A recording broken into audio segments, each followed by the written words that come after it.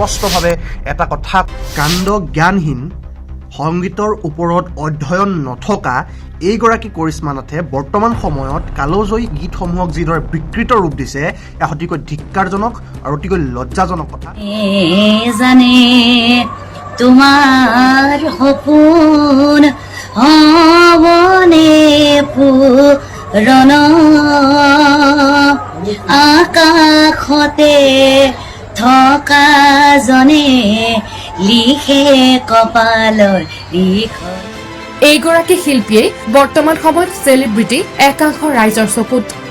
নমস্কাৰ, মই পলসন।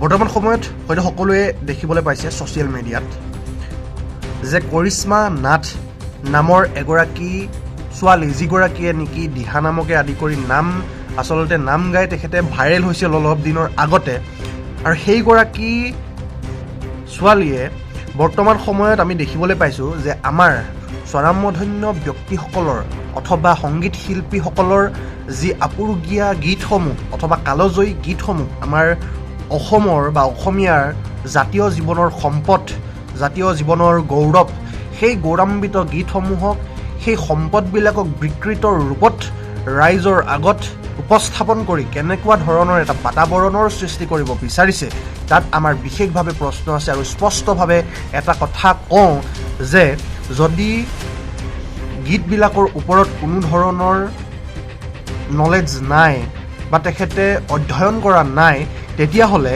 এনেকুৱা ধৰণৰ গীতসমূহ, কালজয়ী গীতসমূহক বিকৃত ৰূপ দিয়াৰ চেষ্টা কোনো প্ৰকাৰে কৰিব নালাগে, অথবা আমি অন্য ধৰণৰ ব্যৱস্থা গ্ৰহণ কৰিবৰ কাৰণে বাধ্য হ'ম।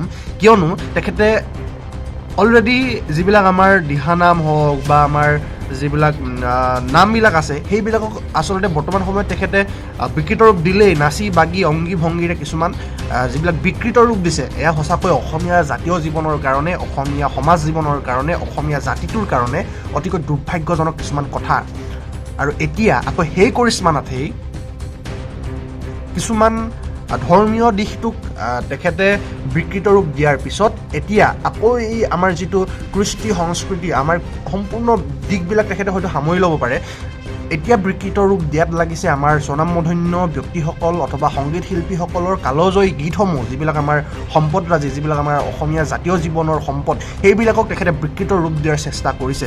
গতিকে এটা স্পষ্ট কথা কৰিশ্মা নাথলৈ ইয়াৰ পৰা যে তেখেতে যদি গীতসমূহৰ ওপৰত অধ্যয়ন নাই, যদি এই গীতসমূহৰ ওপৰত কোনো ধৰণৰ নলেজ নাই, তেতিয়াহ'লে এনেকুৱা ধৰণৰ গীত পৰিৱেশন কৰাৰ পৰা তেখেত বিৰত থাকক, অন্যথা কিন্তু আমি বিশেষ ধৰণেৰে ব্যৱস্থা গ্ৰহণ কৰিবলৈ বাধ্য হ'ম। ধন্যবাদ। জয় অসম।